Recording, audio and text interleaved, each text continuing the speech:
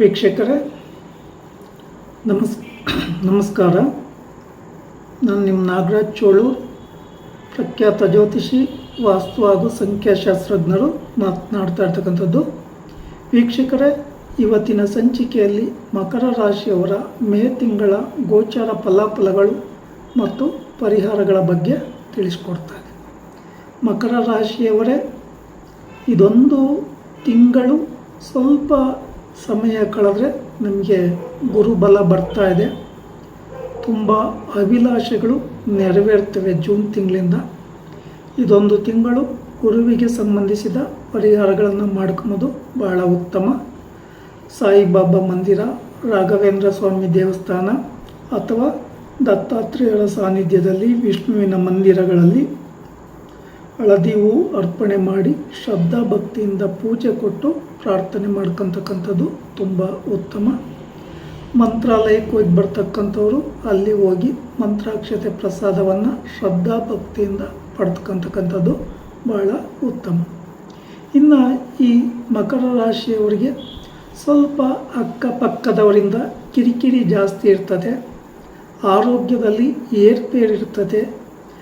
ಈ ಒಂದು ರೀತಿ ಬೆನ್ನಿಂದೆ ಚೂರಿ ಆಗ್ತಾರೆ ಅಂತಾರಲ್ಲ, ಆ ಥರದ ಜನಗಳ ಸಮಸ್ಯೆ ಜಾಸ್ತಿ ಇರೋದರಿಂದ ಅಥವಾ ನಿಮ್ಮ ಆರೋಗ್ಯದ ಮೇಲೆ ಏರುಪೇರು ಉಂಟಾಗುವ ಸಾಧ್ಯತೆಗಳಿರೋದ್ರಿಂದ ಶ್ರೀ ಕ್ಷೇತ್ರ ಕುಕ್ಕೆ ಸುಬ್ರಹ್ಮಣ್ಯದಲ್ಲಿ ಸರ್ಪ ಸಂಸ್ಕಾರ ಶಾಂತಿ ಹೋಮ, ಆಶ್ಲೇಷ ಬಲಿ, ನಾಗಪ್ರತಿಷ್ಠೆಯನ್ನು ಮಾಡಿಸ್ತಕ್ಕಂಥದ್ದು ಬಹಳ ಉತ್ತಮ.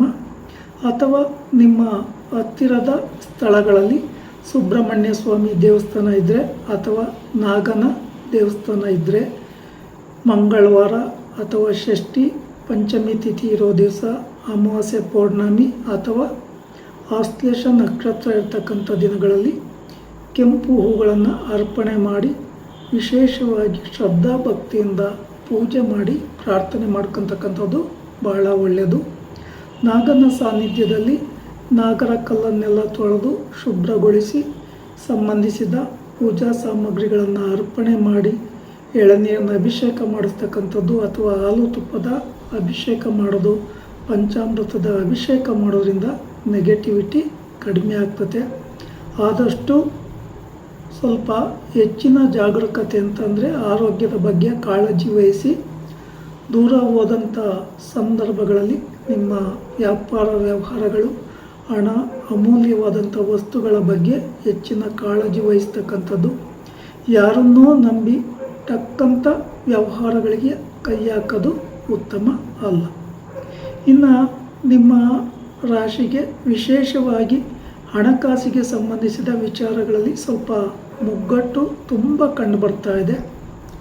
ನೀವು ಯಾರಿಗಾದರೂ ಹಣ ಕೊಟ್ಟಿದ್ರೆ ನಿಮ್ಮ ಟೈಮ್ಗೆ ಹಣ ಬರಲ್ಲ, ಅಥವಾ ನೀವು ಯಾರಿಗಾದರೂ ಹಣ ಕೊಡಬೇಕಾಗಿದ್ದರೆ ಹಣ ಕೊಡಲಿಕ್ಕೆ ಕಷ್ಟ ಸಾಧ್ಯತೆಗಳು ಇರ್ತದೆ.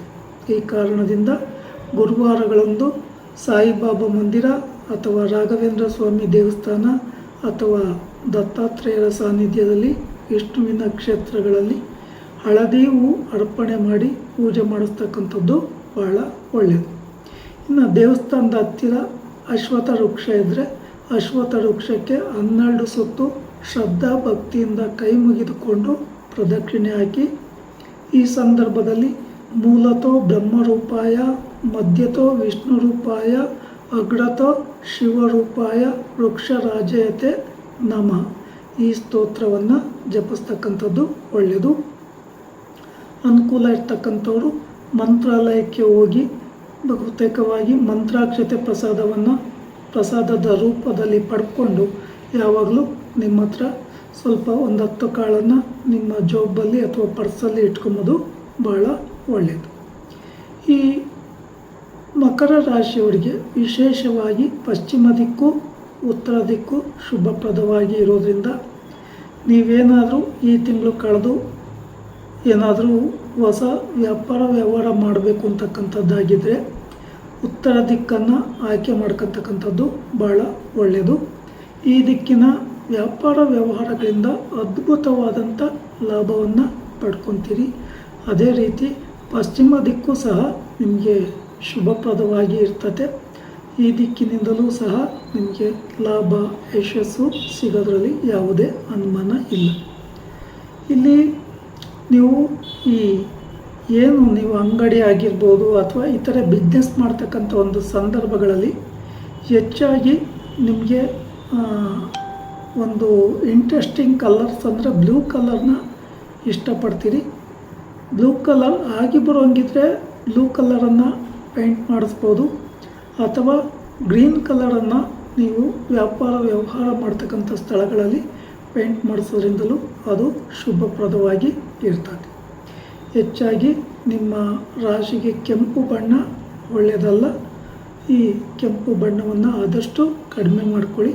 ಬೇಕಾದರೆ ಹಳದಿ ಬಣ್ಣದ ಪೇಂಟಿಂಗ್ನಿಂದಲೂ ನೀವು ಉತ್ತಮ ಲಾಭವನ್ನು ಪಡ್ಕೊಳ್ಳಿಕ್ಕೆ ಅವಕಾಶಗಳು ಹೆಚ್ಚಾಗಿ ಇರ್ತದೆ.